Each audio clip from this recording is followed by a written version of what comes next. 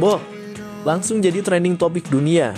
eShowSport ajak Cristiano Ronaldo tonton langsung laga timnas Indonesia versus Jepang dan Arab Saudi di GBK. Dikabarkan sudah datang diam-diam dan akan live streaming di area stadion besok, jadi harapan admin, simak fakta selengkapnya.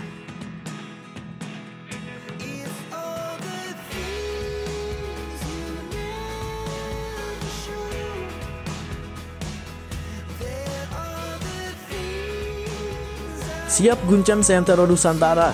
Bocoran strategi STY yang dirancang khusus untuk taklukkan Jepang di GBK. Simak ulasannya hanya di sini.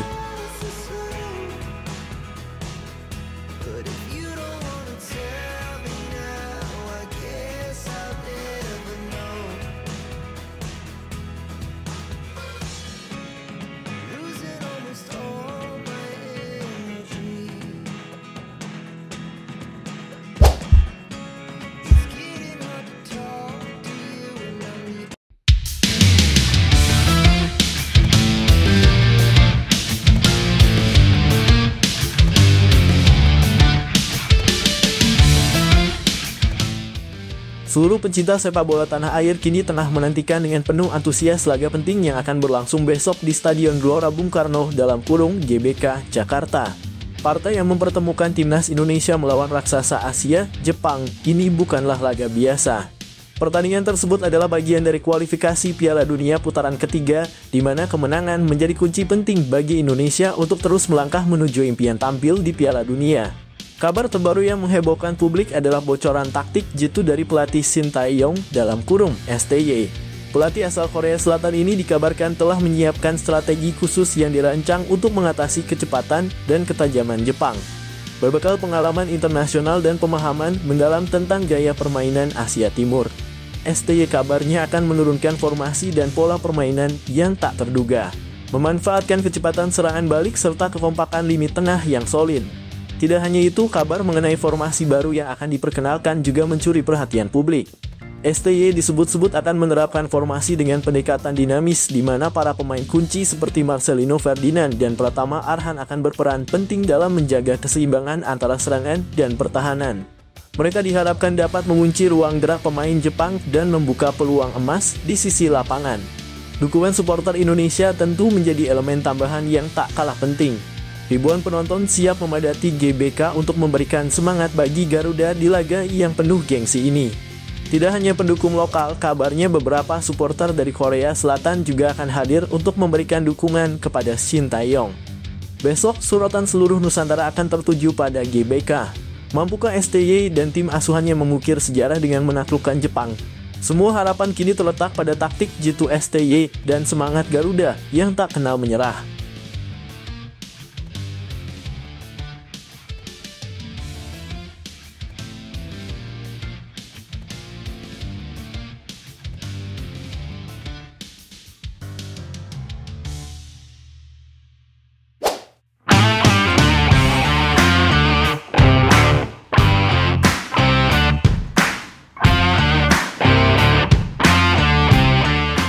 Kabar mengejutkan datang dari dunia sepak bola dan hiburan.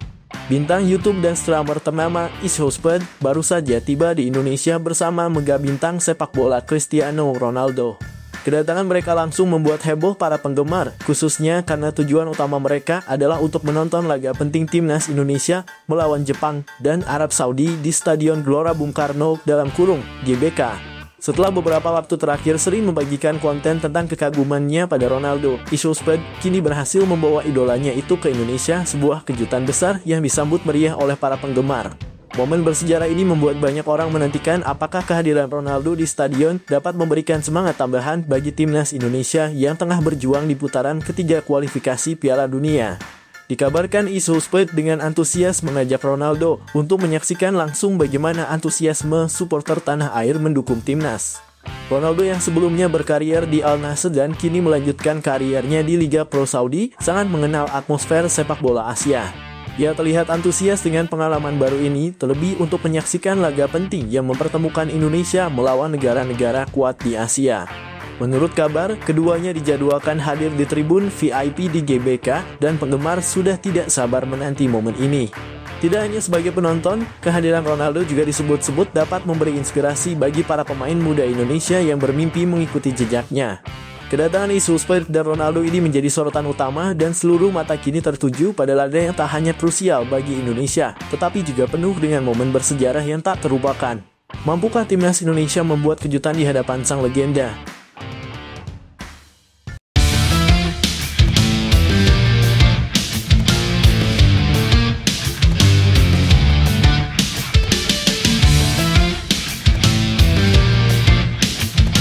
Timnas Thailand dikabarkan tertarik untuk merekrut bek muda berbakat keturunan Indonesia, Elkan Bagot, yang kini bermain di Inggris. Thailand melihat peluang karena Elkan belakangan ini jarang mendapat menit bermain bersama Timnas Indonesia. Namun dengan tegas, Elkan menolak tawaran tersebut dan menyatakan komitmennya untuk tetap setia membela Garuda. Elkan Bagot, yang kini bermain bersama Ipswich Town di Liga Inggris, sudah menarik perhatian banyak pihak sejak bergabung dengan Timnas Indonesia. Dengan tinggi dan kemampuannya yang solid, Elkan menjadi bek yang diandalkan. Hal ini membuat Thailand yang tengah membangun tim tangguh di Asia tertarik untuk mengajak Elkan bergabung.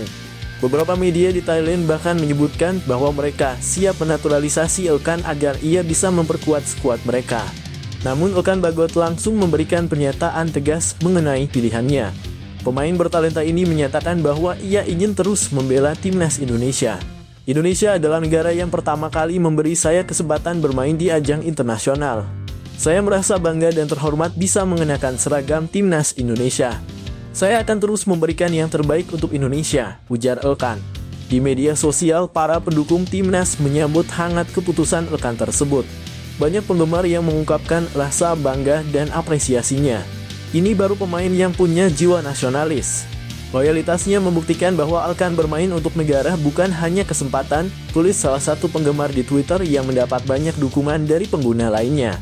Pelatih Timnas Indonesia Shin Tae-yong juga mengapresiasi sikap Elkan. Elkan adalah pemain yang memiliki mental kuat dan semangat besar. Kami sangat menghargai keputusannya untuk tetap bersama Indonesia. Kami akan terus mendukung perkembangannya di Timnas, ucap Shin Tae-yong dalam pernyataan resminya. Semoga harapan admin ini menjadi kenyataan. Amin.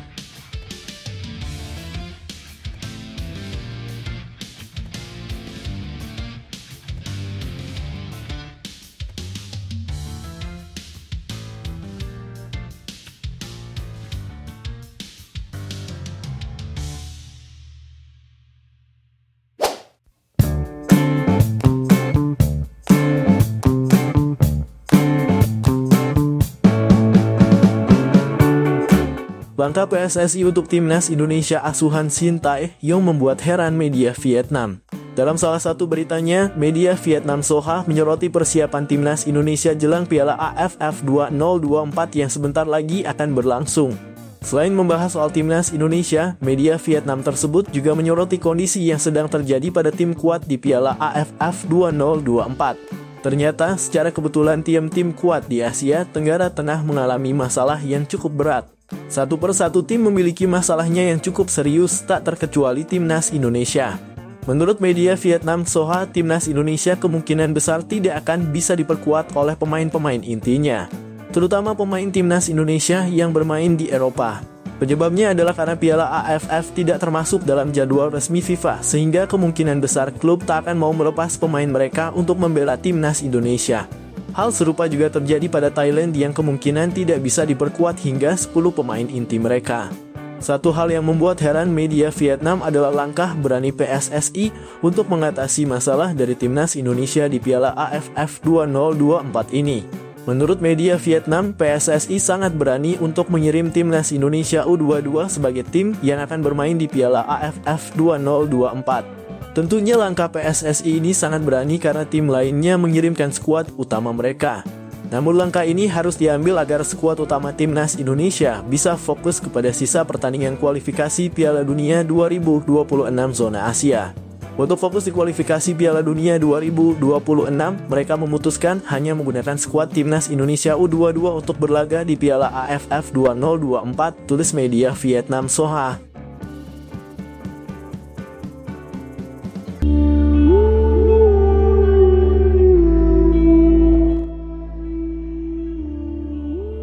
Berita menggembirakan datang untuk pecinta timnas Indonesia. Shin Tae-yong, pelatih timnas Indonesia, dikabarkan tengah mempersiapkan formasi baru dengan menduetkan dua bek andalan, Elkan Bagot dan Kevin Dix, yang baru saja resmi menjadi warga negara Indonesia pada 8 November 2024. Dengan kehadiran Dix yang sudah dinaturalisasi, Shin Tae-yong kini memiliki pilihan kokoh di lini pertahanan yang digadang-gadang akan semakin memperkuat skuad Garuda dalam menghadapi kompetisi internasional. Kevin Dix, pemain kelahiran Belanda dengan pengalaman bermain di berbagai liga Eropa, akhirnya bergabung resmi dengan timnas Indonesia setelah proses naturalisasi yang cukup panjang. Dengan posisinya sebagai bek kanan yang tangguh, Kevin Dix menawarkan ketenangan, pengalaman, dan kemampuan bertahan serta menyerang yang sudah teruji.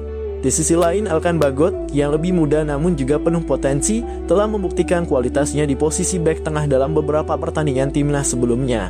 Duet antara Dix dan Bagot ini diharapkan akan menciptakan benteng yang sulit ditembus, menjadikan timnas Indonesia semakin solid di belakang. Dengan duet ini, timnas Indonesia akan lebih kuat dalam bertahan dan stabil di belakang. Kehadiran Dix akan membantu menutup kekosongan di sisi kanan, sementara Elkan menjadi pemimpin di area pertahanan tengah. Jika Shin Tae-yong berhasil mengintegrasikan keduanya, Indonesia tidak hanya akan sulit ditembus tetapi juga memiliki lini belakang yang siap mendukung serangan. Kombinasi Bagot dan Dix juga meningkatkan kepercayaan diri skuad Garuda. Di bawah asuhan Shin Tae-yong, Indonesia siap tampil lebih tangguh dalam kompetisi Asia dan mampu menantang lawan-lawannya dengan skuad yang semakin solid. Para pendukung berharap duet ini akan membawa timnas Indonesia ke level yang lebih tinggi dan siap bersaing di kancah internasional.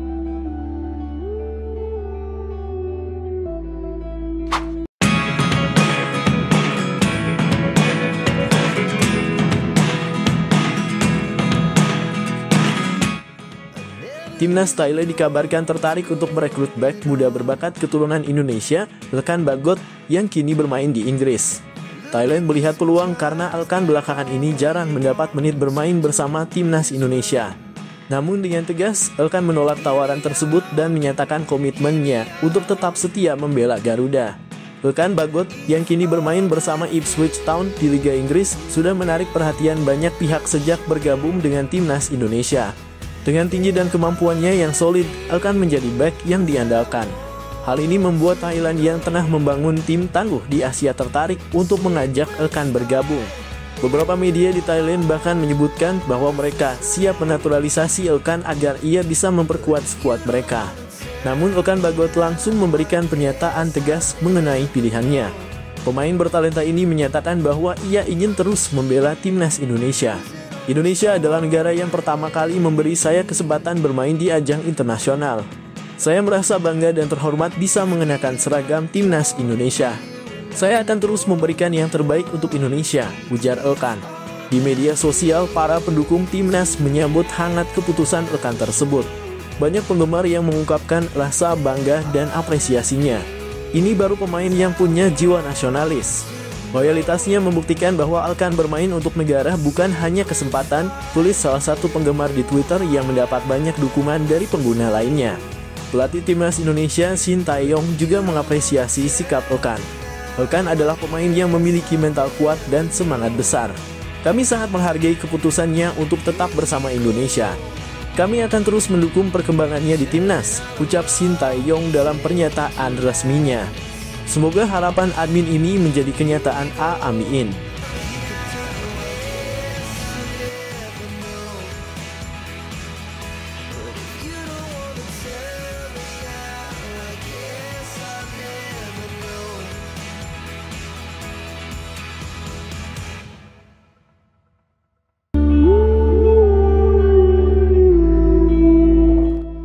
Program naturalisasi untuk pemain keturunan terus digalakkan PSSI.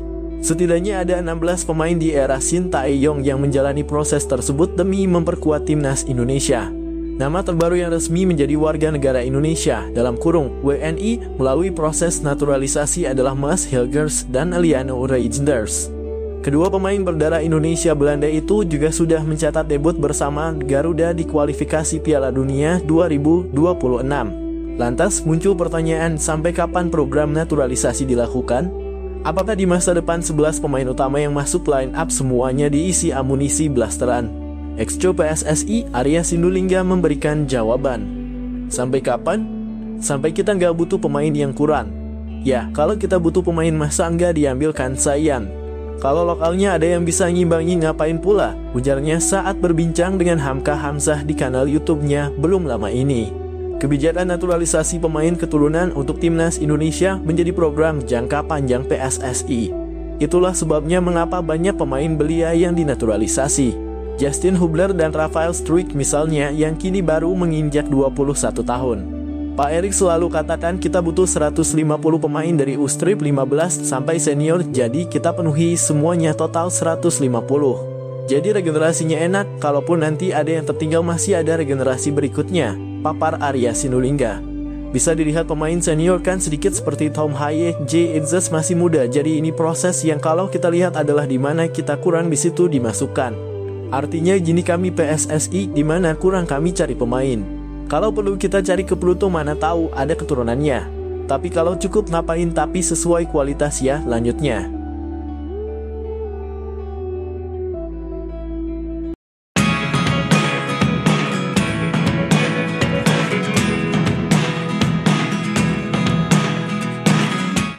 Kabar buruk kembali menghampiri persiapan timnas Indonesia jelang pertandingan krusial melawan Jepang. Salah satu bek andalan yang selama ini diharapkan memperkuat lini pertahanan, Mads Hilgers, dipastikan absen akibat cedera. Hilgers yang tampil impresif di Liga Belanda bersama FC Twente mengalami cedera yang membuatnya tidak bisa bergabung dengan skuad merah putih dalam waktu dekat. Kondisi ini jelas menjadi pukulan berat bagi pelatih Shin Tae-yong yang sedang mempersiapkan formasi terbaik untuk laga penting tersebut. Sementara itu, harapan untuk menggantikan Hilgers dengan bek keturunan lainnya, Kevin Dix, juga terhambat. Proses naturalisasi Dix hingga kini masih belum selesai, membuatnya belum bisa resmi membela timnas Indonesia. Situasi ini semakin mempersempit pilihan Shin Tae-yong dalam menyusul lini pertahanan, terutama mengingat kualitas lawan yang akan dihadapi, yaitu Jepang yang dikenal memiliki serangan cepat dan pemain berkualitas di lini depan. Sebagai langkah cepat, pelatih Shin Tae-yong akhirnya memutuskan untuk memanggil kembali Ilkan Bagot, bek muda berbakat yang selama ini tampil solid di Liga Inggris. Bagot yang sudah beberapa kali membela timnas Indonesia diharapkan bisa mengisi kekosongan yang ditinggalkan Hilgers dan memberikan stabilitas di lini pertahanan. Kehadiran Bagot dinilai sebagai opsi terbaik dan tercepat mengingat waktu yang sangat terbatas sebelum pertandingan melawan Jepang. Keputusan untuk memanggil Bagot juga mendapat sambutan hangat dari para penggemar timnas. Di media sosial banyak yang mendukung langkah ini dan berharap Bagot bisa menjadi benteng kokoh di laga melawan Jepang. Ilkan punya pengalaman dan mental yang kuat. Dia pasti bisa membantu pertahanan kita, tulis salah satu penggemar di Twitter, yang diikuti oleh ratusan komentar dukungan lainnya. Shin Tae-yong menyatakan bahwa kehadiran Bagot akan menjadi tambahan penting bagi timnas, mengingat pengalaman dan kemampuan bertahannya yang sudah terbukti. Kami membutuhkan pemain yang siap tempur dan Ilkan punya kualitas itu. Ini situasi yang tidak ideal, tapi kami akan tetap berjuang dengan sekuat tenaga, ujar Shin dalam konferensi pers terbaru.